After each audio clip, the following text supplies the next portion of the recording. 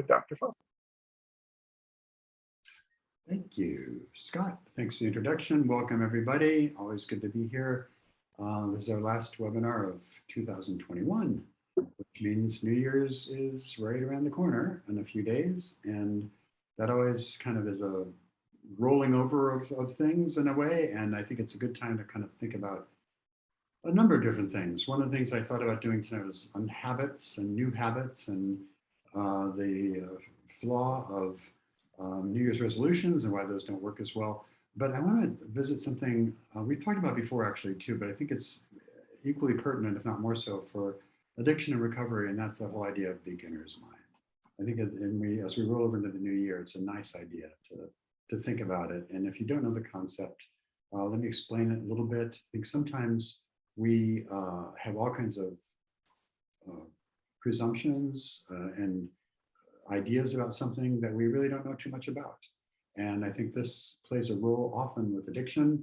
And I have a couple examples I see of how it plays out. So it's very common, I think, in the sex addiction meetings. It's common in all 12-step meetings, but I hear especially in sex addiction meetings where you walk into a room and you're looking around the group and saying, my God, look at, I never did what he did, and I never did what she did. And boy, that one's Looney Tunes, because look what they did, and I have never done any of that. And just suddenly it's a way of separating ourselves. And we're thinking that this is not for us because of all these ideas about who these people are and what they must have done and how I'm different. Or we might resist 12-step meetings because of that God thing, right? We always hear about that. That's a common feature. It's like people don't want to come in 12-step program because of they insist on, believing in and into the cult and believing in God. And of course, when you actually look at what 12-step programs do, it's a whole different kind of concept of spirituality and not exactly that force-fed white guy with a beard from the sky looking at us. It's a whole different concept. So the truth is a little bit different.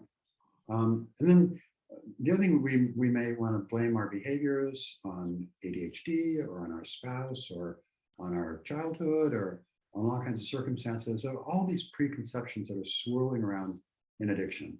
And we see it commonly because of denial, which is such a part of it. We rationalize, we minimize, we make assumptions, we do everything we can to kind of keep our addiction rolling forward without letting the focus turn back too much on us. And so my point here is that with all these ideas, we have preconceptions and preconceived notions of what recovery is going to be like, what 12-step program is going to be like, what that crazy therapist is going to be like, what just all kinds of preconceptions that keep us locked into place. And so I think the New Year's is always a great reminder of this idea of beginner's mind, which is such a useful concept for anybody in recovery. And what basically beginner's mind is, I guess it originally comes from Buddhist philosophy and meditation practices, but beginner's mind simply means approaching something new, or even it can be something the same thing, but approaching something with no preconceived notions, with a fresh, unbiased eye. And that is such a relief when you can apply it, because I realize just in our everyday lives how many assumptions we make, how many prejudgments, how many ideas about what to expect and what it's going to be like, and maybe reasons why we can talk ourselves out of, say, recovery before we even investigate what it is. And so I think this idea of a notion of beginner's mind is so critical, just beginning a new task without understanding anything about it, just being open to the experience.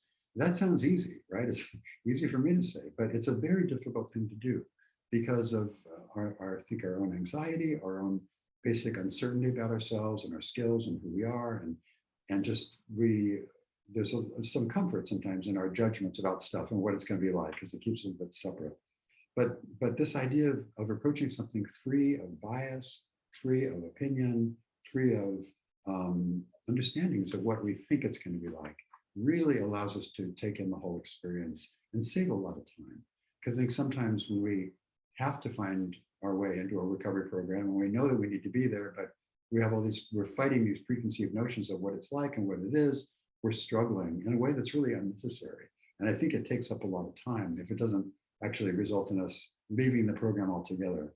So I think just this is so important, because the first step particularly talks about acceptance. And acceptance is a critical task in recovery, because we have to accept the fact that we have lost control over these things, that our lives have become unmanageable, and that we are indeed an addict. And so if we are constantly fighting it and fighting the idea of possibilities and even change, I think that's a big problem. I've had a lot of clients I've worked with over the years who had this preconceived notion, well, nobody ever really recovers. And I've heard a lot about with methamphetamine. Nobody ever really gets over meth. Nobody ever really can get past sex addiction.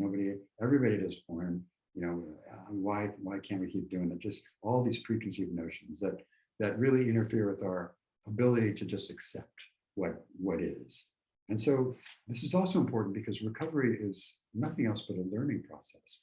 And so if we have these preconceived notions, they're really interfering with our ability to learn and to be open to the experience. And we can talk to other people, we can learn their experiences, we can hear their viewpoints, but I think this ability to stay neutral, and it's hard, is a really, really important thing.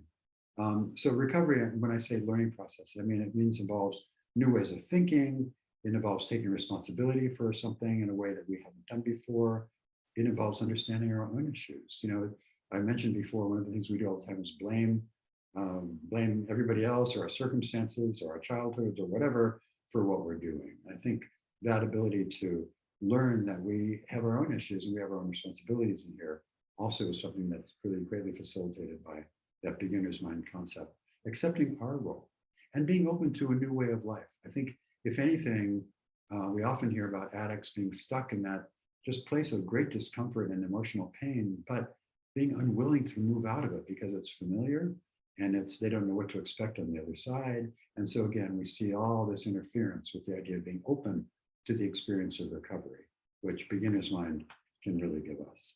So why do we have trouble with this? I think one thing, as I've mentioned, I hinted at before, addicts become experts in their own disease, right? We become, we know better than anybody else. We know about drugs, we do a lot of research. I've had food addicts who knew more than any graduate dietitian about calories and things like that control. We become experts, but I've had clients come in who have read every book, far better read than I am, and different subjects. But it really comes down to the idea of knowledge alone could help us. If people could read a book and get this, believe me, nobody would be paying for therapy or going to treatment or going to meetings.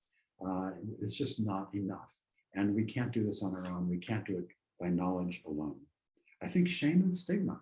I think we get locked into these frames of viewing things because of shame about what it is. We are really afraid to tell the whole story to people. We're afraid to open up about it. There's a lot of stigma, especially about sex addiction still, unfortunately. And I think so all this kind of keeps us locked in place and unwilling to adopt that beginner's mind. We get this in addiction as it progresses, we get this hardened fusion between our thoughts and our beliefs, and we just get dug in to how we see things, how we view things, and what it's all about. And there's this thing called confirmation bias and negativity bias, different kinds of biases. But basically what those all mean is that as we go along, we start to cherry pick the evidence from our lives and from the world around us or from what we read to fit the story we want to tell. And so if we're in denial, if we're rationalizing, we can suddenly start only seeing things that might back that up, as opposed to being open. Literally with negativity bias, we know that there are so many billions of bits of data coming at us from the universe, our brains only see a very small fraction of it. And so what we actually are aware of consciously is a tiny portion of what our brains are picking up. And so over time, we can literally train our brains to see what we want to see. And addicts tend to be sort of very negative about stuff, and they tend to see all the crap that's come their way and all the bad things. It's the classic kind of glass half full. And I think in recovery, we need to really change that, by the way, with changing that negativity bias with gratitude and other things that help us see, yeah, there's bad things in our lives, but there's good things as well, and things to be grateful for. So all these are locked up unless we can adopt this beginner's mind concept, just be open to the possibilities, open to what might be.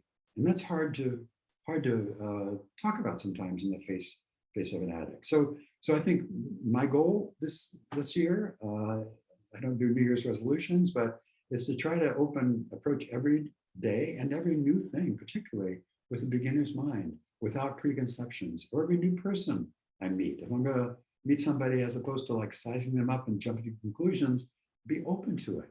And when I've allowed myself to do that, I'm very surprised sometimes. People are very different than the story I tell myself about who they are. We learn as we go. This is what a relief. I don't have to be the expert anymore. I don't have to be the expert in my own life or my disease. I have to take responsibility for my actions. I have to be curious. I have to be informed, but I don't have to know it all.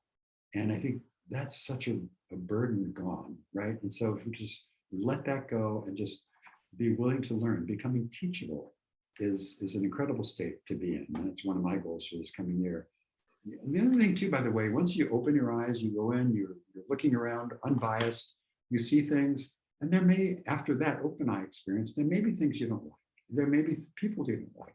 So that we have a marvelous expression in 12-step program, take what you want and leave the rest, right? So we can, in a sense, pick and choose certain things. And by that, I don't mean the basic principles of the program, but if there's a meeting that just irks me every time I go to it and I leave feeling more annoyed than when I went in, I can go to another meeting, right? If there's a person that is just really problematic for me and triggers me for whatever reason, I can choose to distance myself from that person, right? But I've gone in with an open mind, and I've at least been willing to look and learn. And I think that's critically important. And then finally, one final thing about beginner's mind, and it is a learning process. It's an ongoing fluid process. And there may be things that work for me right now and feel good for me right now, and they may change. They may not work for me 6 months from now. And so recovery is a fluid program, and that may go for a sponsor that we grow apart. And sponsors are not marriages, in my opinion. I think we can, if you have a sponsor that's not working for whatever reason, I think it's worth talking over with that person. But then maybe it's okay to change. So I think there are things that we can pick and choose in that regard and make it work for us. It's our lives. But I think that to give ourselves the gift in 2022, and God knows we need positive news in this new year, but to give ourselves the gift of that beginner's mind, just a fresh start without dragging in all our baggage and biases and prejudices to the process. It's going to save us all a lot of grief. And so with that, I'll stop, and I wish everybody a happy new year in advance. Thank you. Thank you, David. We've got a lot of questions. They're coming in fast and furious. So I just want to mention one thing. When I was new to recovery, somebody told me to avoid contempt prior to investigation. Yeah. And I thought, well, I would never do that. but I realized pretty quickly, oh, I really do that, and I do it a lot. So I had to kind of back off of that and actually investigate things. And my point here is that I found that I enjoyed investigating things. I enjoyed challenging the beliefs I walked in the door with. I enjoyed learning something new. And I still do. It's something that has become a part of me because of recovery. And I'm really, really grateful for that, because my life is far more enjoyable with a beginner's mind than this preconceived notion of what the world is and isn't. Right. So, yeah. I know I said I go to the Q&A first. This one came in the chat feature, and it's so on topic with what you just talked. I'm going to take it first. Sorry. I just started sex addiction therapy this week. Congratulations. I've been using sex and masturbation and fantasy as a coping mechanism since childhood. I'm 38 now. How long can I expect to be in therapy to address this issue? Is there any way to speed up the process? I just love this question, because it's just like, I want it done. Right. Well, first of all, congratulations on starting this journey. I think it's going to be very rewarding, as it is for other people. So good. Congratulations on that. Yeah, that's a long time, of course, right? For 30 some years as using this thing to help you move through life and avoid feelings or soothe yourself or whatever you were doing with it. So I think, again, in the spirit of the topic tonight, I think just to be able to not put a number on how long is it going to take, what kind of therapy is going to work, any way to speed it up, you may find that the process goes quite quickly for you, right? So I would just encourage you to just kind of be open to the therapeutic process and see what's going on with you. Because in reality, everybody is different in terms of what they bring, how they've used it, what their history is. What they have in common is that they've lost control of these behaviors, and the behaviors are now controlling them. And so there's a number of skills and points of wisdom to be absorbed. And I think really I would encourage you just to take it a day at a time, drop into the process and just join. It sounds like you've achieved a certain level of acceptance if you're willing to look at this, because changing, I'd given some examples up front tonight about how we get locked into our structure, our defenses, and we don't want to kind of move too much. And the fact that you've made this big change after so many years, that's a good deal. That's a big deal. And I congratulate you on that. But I would just be open to it. Just take a breath, relax, and just see what can be done. I think in general, what I think helps keep the process moving, I don't know if it speeds it up, but I think to regularly attend meetings, to have a sponsor. I really encourage therapy, and I'm a therapist. I guess I'm biased, but I think therapy, which is different than 12-step program, is really useful. And without making it too top heavy on the therapy part, I think if you can be in a group, that's even better, a therapy group. And with all those things, you are really moving at a fast pace. To an extent, the only limitation on the speed is going to be you. And dealing with issues, fighting through denial, fighting through old preconceptions, old notions about yourself. And by the way, and I'm just to reflect it for a minute, I know we have a lot of questions, but we have these, I encourage us to look at ourselves with beginner's mind, right? I know as a therapist, an awful lot of people have an awful lot of opinions and beliefs about why they're the way they are and why who they are, and that's not going to change. And I would just encourage you to just put everything on hold and just experience what's going on with you and approach this new chapter in your life with beginner's mind, because you may not be the person you think you are. And I mean that in a good way, right? In there. So there's we have skills, we have talents, we have gifts that I think we minimize, we disconnect from, we distort. And so I think this is an exciting journey of self-discovery. And I would just approach it from that point of view. And remember, I think that I have some years of recovery now, as does Scott. And I think for me, it's the end point. I mean, I'm glad I'm sober, obviously, but it's about the journey. It's about the adventure of a day in, day out, living this life of recovery, which is endlessly entertaining. Let me put it that way. So anyway, welcome, and just take it a day at a time. Yeah, and recovery can be really fun, actually, particularly if you connect with fellow recovering addicts and become friends and start. Recovery is easy for me now because sometimes it's just going to lunch with a friend who's in recovery. You know, I dedicate an hour a day to my recovery one way or another, and I do it every day. I was an active addict for every day for 25 years, and giving it a lot more than an hour a day. So I give my recovery an hour a day, but a lot of times it's fun. You know, or we go to a ball game with the batch guys or whatever. We have a good time. So look for ways to make it fun, and it won't seem like so much of a chore.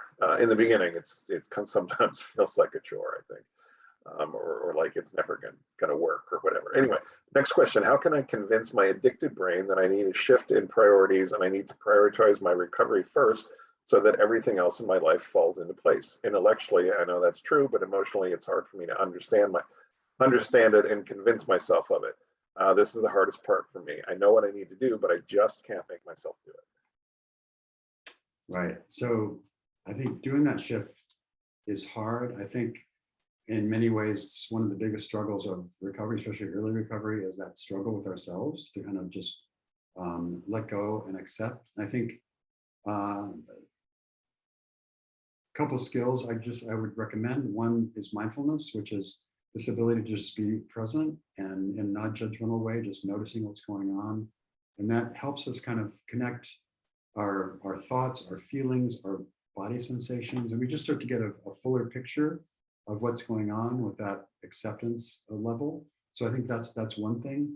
I think just surrounding yourself with other people that can hold that space for you until you're ready to do it. I think one of the beauties of residential treatment and good strong meetings after that is that very often, at least for me, I was not ready to deal with all the stuff or feel the feelings or really live my life in a full way.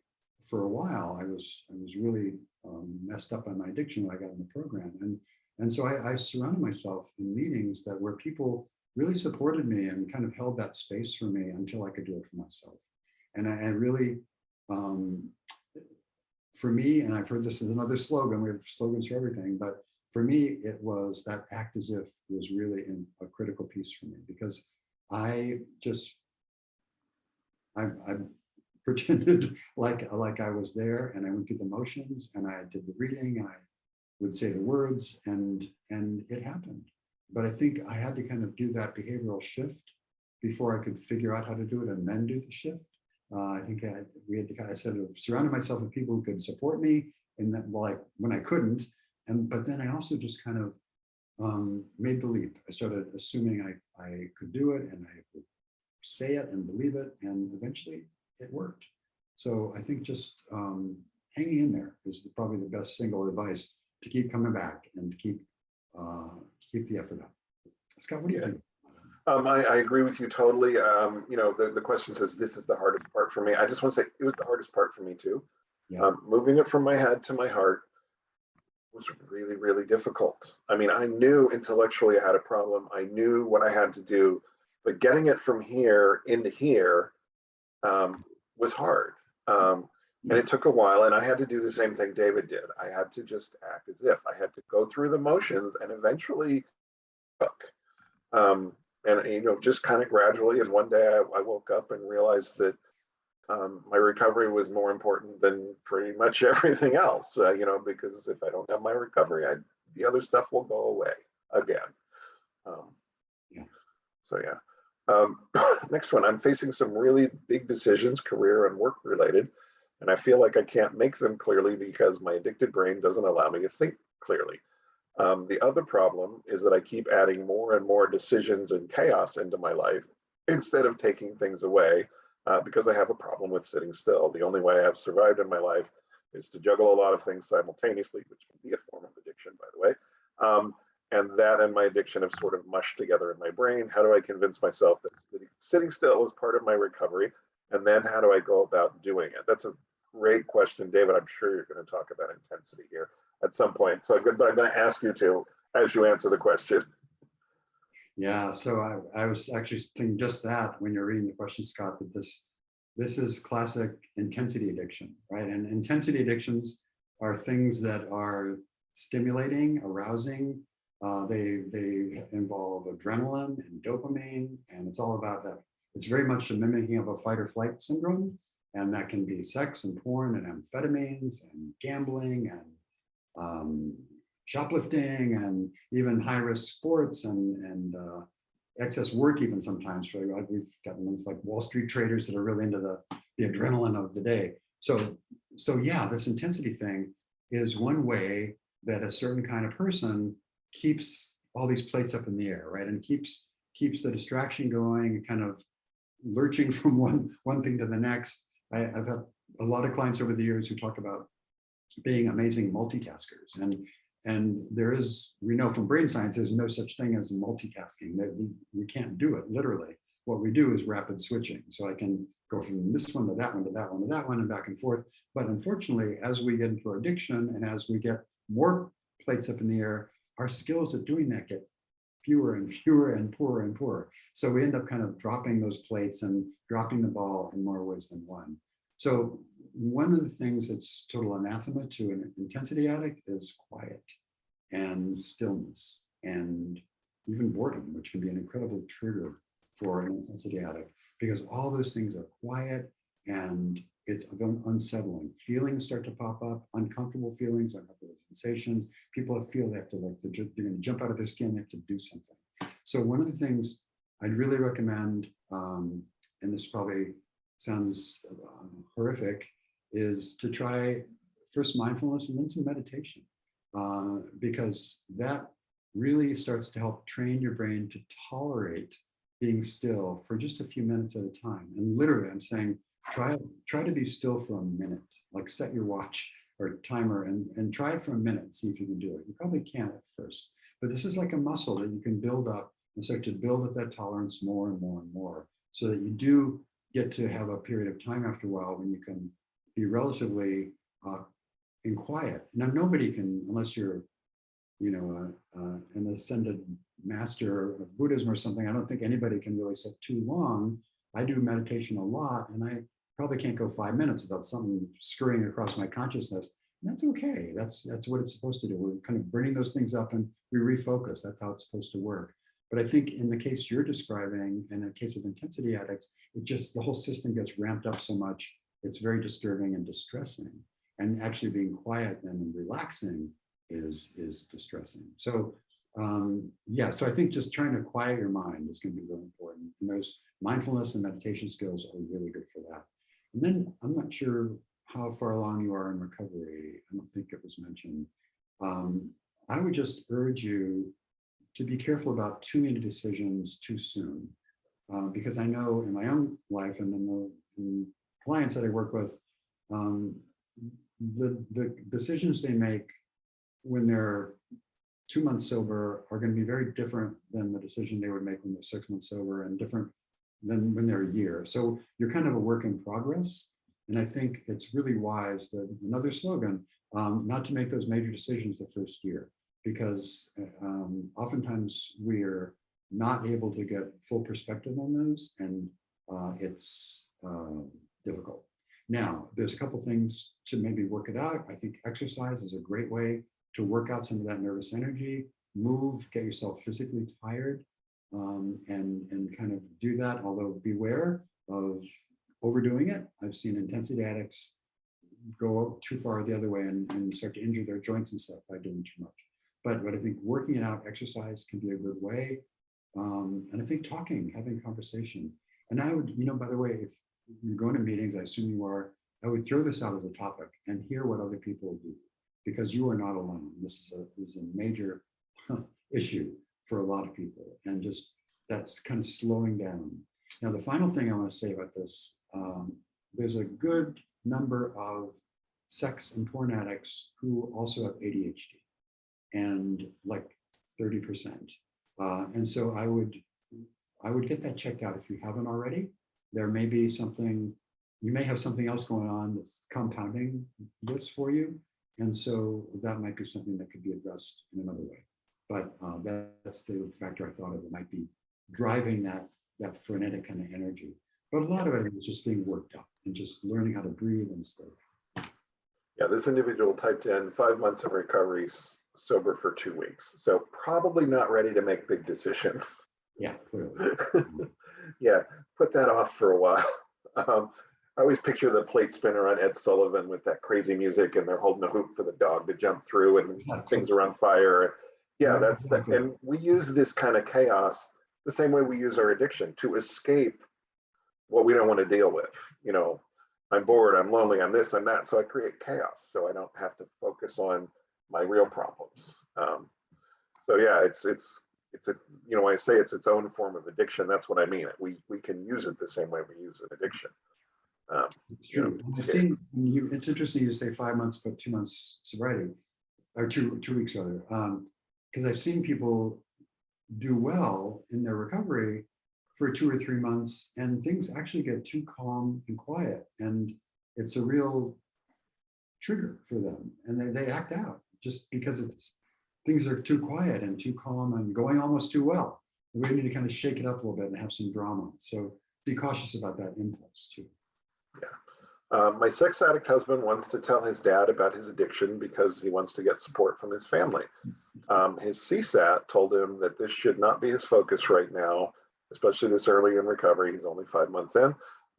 He also told him that in Pat Carnes' workbook, Face in the Shadow, disclosing to extended family, meaning siblings, parents, etc., is not even discussed until chapter 5, and he has not worked through the other chapters yet. My husband is pretty insistent on wanting to tell his dad and thinks that he will be supportive. Do you think it is appropriate for my husband to tell his father now, or should he wait until he's in a more stable place in his recovery? It's a great question. You know, Patrick Carnes laid out 30 the 30 task model, right? And early recovery really only covers about 6 or 7 of those. And so it takes a while to unfold. And I think very often people want to disclose to family members or everybody to allay their own anxiety about what's going to happen. They have anxiety about what people are going to think. There may be shame, there may be stigma, there may be fear of whatever. In this case, you say he thinks his father might be supportive.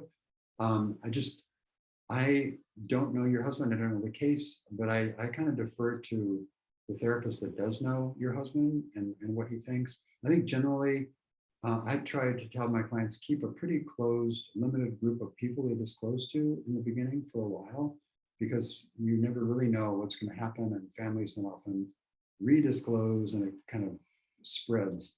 I have had cases where people selected a couple close family members, like a parent or sibling, who they felt could be active support in their recovery, and it's worked out in those cases. Although I knew those cases and I knew kind of what the risk factors were, I just kind of defer to a therapist here, because that person knows the case in all the detail. I think as a matter of course, I'd wait a little bit longer, frankly, to do some of that extended family disclosure.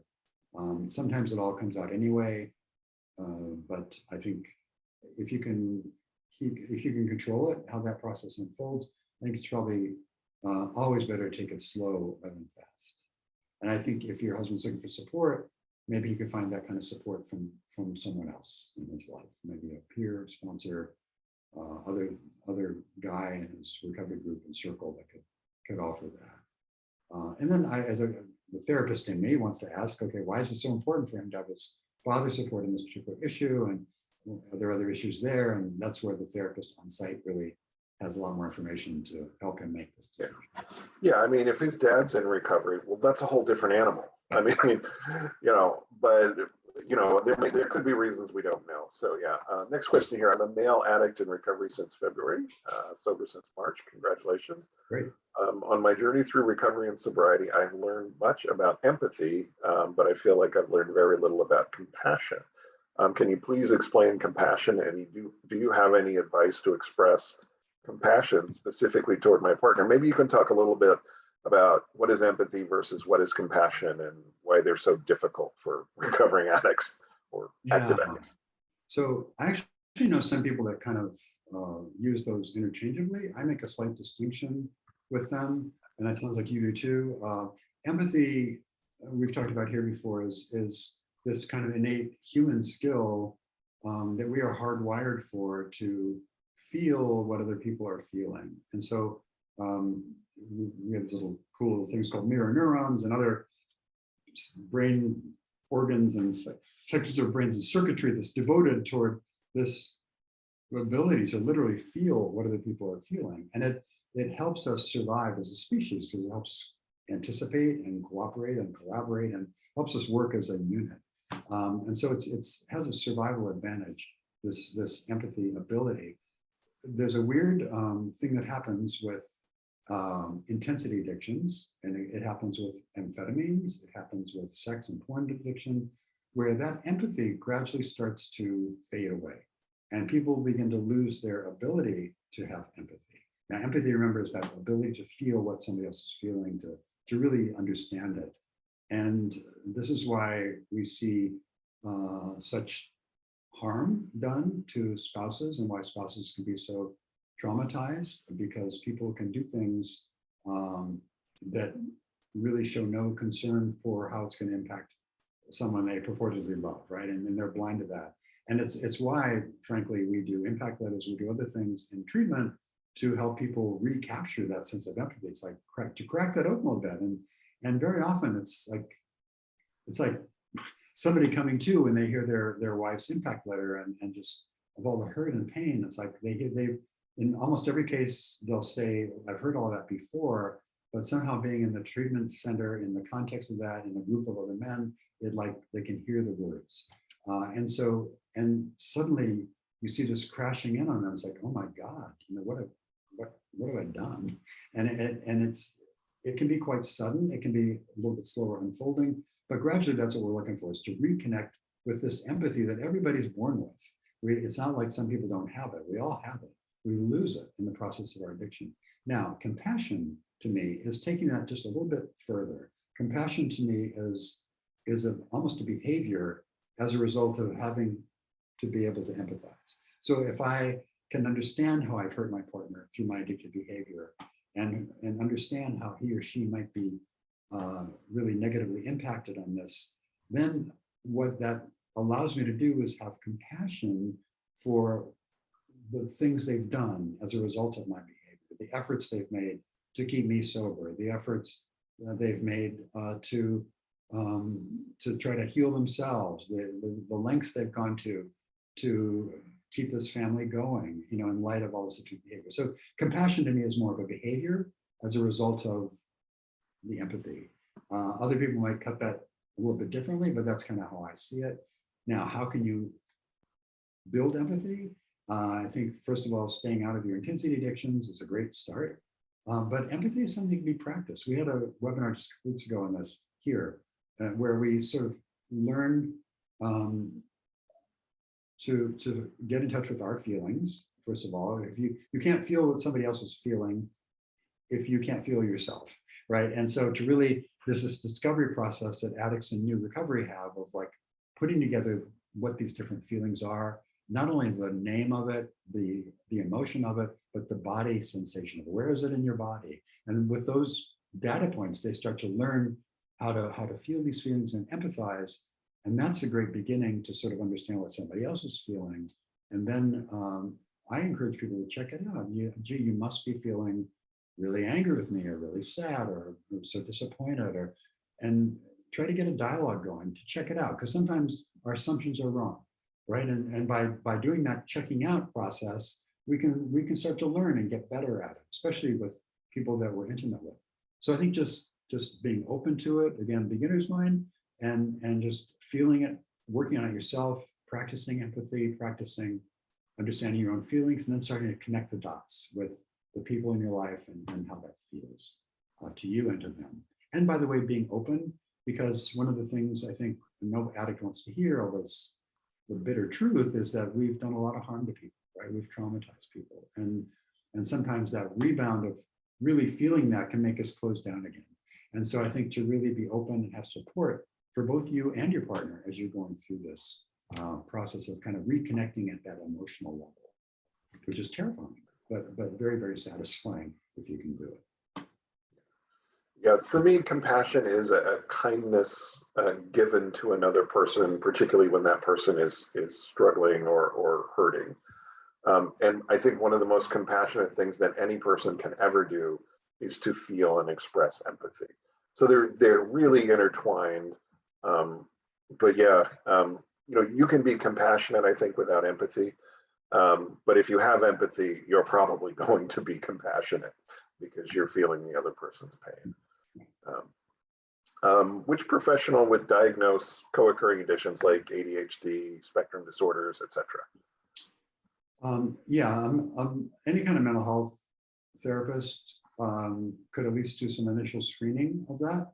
And there's different screening tools, and we're trained to kind of notice those things. But there are specialties. For example, if I see somebody that I suspect might be on an autism spectrum, that's beyond my scope of practice, so I would refer them to a specialist. And normally what we do to make an official diagnosis in that sense would be to go to a psychologist or a neuropsychologist who could run a battery of tests and determine with some formality if that exists or not. But I think the initial screening can be done by any mental health provider as a good start, and then they would refer, if necessary, to make a further diagnosis. And that would be a mental health therapist, a psychologist, psychiatrist, anybody in that line of work. Yeah, at our treatment center, occasionally we have a psychiatrist that we work in with, and we will occasionally refer somebody to the psychiatrist because we want to get, we think we identify something, but it's not our scope. I'm stepping on your toes there, David. This is your bailiwick. Yeah, that's true, right? Because if we, for example, think there somebody might need medication, right? Where that's a psychiatrist. And so we might refer to a psychiatrist. Sometimes there's something really complex. We can't figure out what's going on. There might be some issues with processing or memory or different kinds of issues. We might refer to what's called a neuropsychologist, who does a very long and very expensive battery of tests, but they really can pinpoint what might be going on with somebody, much to the relief of that person, because then there's a treatment. You can figure out what to do with it. Next question, I think this is from a betrayed partner, obviously. What does it mean when the addict goes back and forth from saying they are an addict and then saying they are not? Is he really in recovery? Gee, if I hear somebody waffling on whether they're an addict or not, I really question their recovery big time. I think that idea of acceptance and surrender in the first step is a really critical component here. Denial is a huge factor in all addictions and addictive disorders. And if somebody is going through that, I think maybe there's some denial play. We struggle sometimes coming to the conclusion that we are an addict. I think in my experience, once somebody really understands that and accepts that and owns that, I don't know, I was going to say very many people, but I don't think I know anybody who's ever gone back after they really accepted that and said, maybe I'm not. I guess in a relapse situation they might, but that's a kind of to me, at least in my own life personally, that was like, okay, there's no going back on that. I understand it. And I'm not going to waste more time, fighting myself on what that might be or not. So I think I would just say that person's not in recovery, and there's a lot of issues with denial and some other things going on there. So they might want to take a look at that. But this doesn't mean time spent in therapy or 12-step meetings or groups like this is wasted. I spent a couple of years waffling. I did. I couldn't get it from here to here. But I was still going to meetings. I was still in therapy. I learned a lot. And when it did finally drop from my head to my heart, when it did really hit me, I'm an addict. I have to change my life or I'm going to die this way. And, it was easy because I knew what to do. And I got sober and stayed sober right away. Once I accepted my addiction, it stinks that he's waffling, but he may still be learning things that will help him whenever he's done waffling. So the silver lining, maybe. Good point. Yeah. I've been married to a porn addict for 6 years. D-Day was 2 years ago. He's in recovery, but he keeps relapsing. He lied to me and his therapist about his sobriety. I've come to the point where I'm thinking about divorce because I'm too hurt. However, I'm scared of getting divorced because I'm traumatized from this relationship. I'm traumatized about what life is, what relationships are, what marriage is, about trust and honesty in relationships, etc. What can I do to overcome this fear? In my generation, porn is like a normal thing. People say everyone watches porn. I don't know if these two questions are the same questions. It seems to go together. It's like we have normalized porn addiction. I'm so scared, but I also want to have a family and be a mother and be married and happy without fear or trauma. So, she's married to a porn addict. He keeps relapsing. By the way, we have a 6-week online work group for porn addicts. I will put the link in the chat feature. It's inexpensive and it's a great way to get started with solid recovery. But he keeps relapsing. She's thinking about divorce, but is scared about it for the normal reasons that people don't want to get divorced. Thoughts, David? Yeah, first of all, I'm sorry you're in a situation that's a painful place to be, obviously. And I'm sorry for the trauma that you've experienced. I think what I would do before you do anything is make sure you have support for yourself, to really have a therapist work with you to give you the support you need, to give you the clarification, to help you sort through what are valid fears, what are maybe some fears that are less likely to happen, what are some of your issues from your own background that you can rely on for resilience and strength in moments like this. So I think it's important to kind of examine some of this from your own point of view. What do you need? And I think that's a very confusing thing. I hear you saying you want divorce, but you're afraid, and that's a terrible spot to be locked in this, can't go forward, can't go backward kind of space. And I think the only way out of that space is really working with someone safe, who you can explore the options with. And I think that's probably the best process. I wouldn't make anything rash. I wouldn't do anything quickly. I would really work this through. Your porn addict partner is going to do what he's going to do. Hopefully he can get in recovery and stay there, but you're going to have to do what you need to do too, independent of him or her. So I would just really encourage you to find somebody who gets you. I'm talking about a mental health person, a therapist, who can support you, who can be your coach in going through these decisions and awarenesses. And you have every right to deserve a happy family and kids and all that you describe.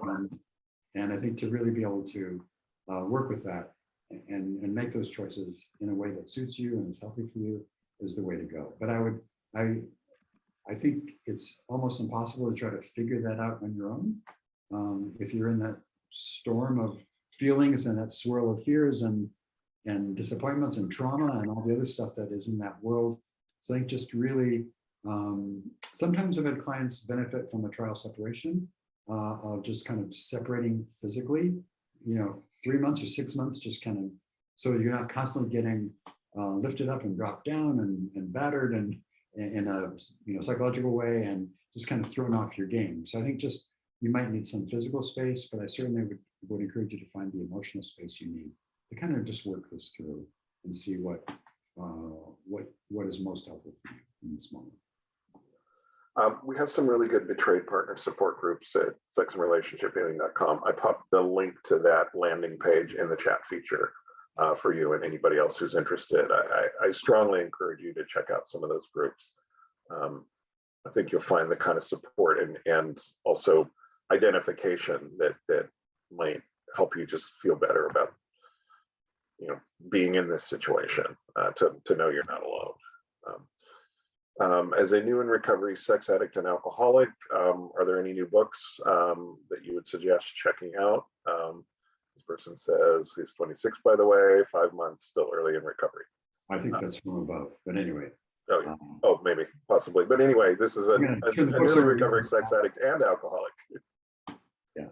So you're probably more up to date on new books than I am. So what do you think? Well, the new book that will be coming out this spring is David's, which looks at the interplay between sexual behaviors and substance abuse. And his older book is written for gay men. This one is written for everybody. And the older book mostly focuses on crystal meth. The new book focuses on all substances and how they interplay with sex and porn. That will be the book. In the interim, I would suggest not so new, but Dr. Rob's book, Sex Addiction 101, I still think is the best book about sex addiction. And I think right now, I would pick up a copy of Lust, Men, and Meth, whether you're gay, whether you're a meth addict. The information in there, as somebody who's either cross or co-addicted with sex and alcohol, is going to resonate with you. Even if you're a straight guy and only do alcohol, never done meth in your life. I think it's still going to resonate for you. Those are the two books I would read, and then I would keep an eye for David's book, which probably this spring at some point. Yeah. Great. Any other books you want to recommend, David? Or I think those are the ones I know. Yeah, we just have some work group stuff coming out, which I find intriguing. But right. Yeah. Okay. Is it possible for me to recover from porn and sex addiction, but still be an intensity addict? In this case, addicted to achievement. Is the source of both kinds of addictions the same? And once you process the underlying reasons for the addiction, can you be in recovery from all of it? It's a great question. And it's so interesting you said achievement too, because one of the things we often see with all addictions, but especially intensity addictions, is this need for validation and to prove worthiness and all of that stuff, that kind of working extra hard on the outside to kind of fill that doubt that is on the inside, right? And it's achieving all this external validation. I think the problem with achievement-oriented validation and intensity is that just like drugs or behavior, sex or porn, there's a tolerance that builds up. And so we always need more. There's not quite enough. And if we're doing that for validation and achievement, what often happens is that on the inside, we still have all those nagging doubts, those core beliefs that we're not enough, that we're not worthy, that we're somehow, undesirable, somehow just not good enough, not lovable. And so we work hard on the outside and we get all this achievement, but it kind of falls flat. It's hollow because it doesn't really resonate with what we really think about ourselves. And so it's again, looking for some fix on the outside, the external fix, to try to match, to fix something on the inside. And it doesn't work as well. So you find yourself racing harder and harder without getting that much benefit. But so with intensity addicts, we often see when they get in recovery from the behaviors and drugs that have really caused them problems. I see a lot of guys, first of all, there's a danger of getting into work. We also limit the work hours because that can be a source of achievement, validation. It's socially, boy, look how many hours he works, what a good provider he is. But it's always feeding their addiction in a way. We see people get into extreme sports. There's ways of getting intensity. I guess what I'd recommend if you're wired that way, you just can't sustain the addictive parts of that, right? But I think what I have seen clients do with some success is to do the weekend of bungee jumping or parachuting or rock climbing or whatever they're going to do. And they do it with recovery friends. And so you're getting the benefit of a recovery connection. You're getting a little bit of that intensity for yourself. Sometimes just sports too. People can get pretty worked up about competitive sports. So those are kinds of outlets that are maybe less destructive. But I think we as addicts can take anything and really magnify to the point where it's not very healthy. So I'd be really cautious about it. But I think basically the underlying factors are the same, right? We're trying to fill a hole. We're trying to correct a shortcoming. We're trying to boost ourselves somehow in the world. And these are all, again, external solutions for an internal problem. And so I think the ultimate solution, I think, is to really work on ourselves and to change those core beliefs from one of lack and not being enough and not being unworthy and not being lovable, and correcting all those to the best that we can. And I think in those cases, then the need for that intensity starts to fade a little bit. And in recovery, we talked earlier about kind of act as if. I think if you can manage recovery from these behaviors and these drugs, once you get a flavor of life without those things, you realize there is another way that's equally exciting and much more healthy. And so I think just shifting gears somehow from that mindset of intensity to one of feeling. Great little expression, I think, is moving from doing to being, which is a great way to live, I think. There's nothing wrong with being an achiever. I mean, David is a high achiever. I am a high achiever. It's all about balance, staying grounded, making sure you have some downtime, not using the chaos of achievement as an escape. So it's all about balance. And even sex addiction is about balance. Sex addiction is not about permanent abstinence. It's like an eating disorder. We don't stop eating because we have an eating disorder. You have to learn to eat in healthy ways. Any intensity addiction or any other addiction, alcohol, that's permanent abstinence, but sex addiction, most of us don't want permanent abstinence. We have to find a healthy balance. Work is the same way. You have to find a healthy balance. So yeah, and that's not easy. And don't do it alone. Get some feedback. Am I spending too much time at the gym? Or yeah, you are. You're there 6 hours a day. Too much. Cut it back. So yeah, I like this. This will be our last question here. Can you explain the rationale for stopping all addictive behaviors, i.e., smoking, eating sugar, etc., when you recover? And then the second half of that question is there any going back to these guilty pleasures later? And I will say we are a no smoking facility at our Seeking Integrity Treatment Center, and there is a reason for that, and I think David's about to explain it. Right. So what we know is that all these addictive processes and behaviors work in very similar ways. They're just different means of tinkering with our own brain chemistry. And the smoking piece, for one, is we know that with nicotine, your brain is always in this addictive mode. It's in idle. It never really shuts down from that addictive thinking. And so you're not really, your brain isn't really free of that addictive process if you're using nicotine like that. And so the other things too, it's so easy to switch addictions. We've seen over and over again, I call it the whack-a-mole syndrome. People will, get their alcohol under control. I see this all the time. I'm in AA, see it all the time with the guys I'm in a meeting with. They're sober from drugs and alcohol, but they're going crazy with porn or sexual acting out. They've just transferred their addiction to something else. So I think it's really useful to kind of be as pure as we can and to be as healthy as we can and not just transfer, or at least minimize the risk of transferring that addictive behavior to something else, because that's what will happen in the long run. In terms of going back to those guilty pleasures, I don't know if, first of all, you may not want to go back once you have a taste of living without. As Scott just said, with process addictions, behavioral addictions, food, sex, the goal is not absent. The goal is learning how to live with those things again. And so it's what that means for different people is different. I know some people that maybe have brought sugar back into their lives in a careful way. But again, it depends on, that's why we have a circle plan. The different behaviors, bottom line behaviors are different for different people when it comes to that. But I'd be very cautious about reintroducing addictive behaviors in recovery, because boy, that particularly cigarettes, highly addictive. That's a slippery slope. Yeah. So thank you, everybody. Great questions today. Great topic today. 2021 is ending. Thank you. Happy 2022 to everyone. We will be back next year, same time, same place, Wednesday evenings. Be well.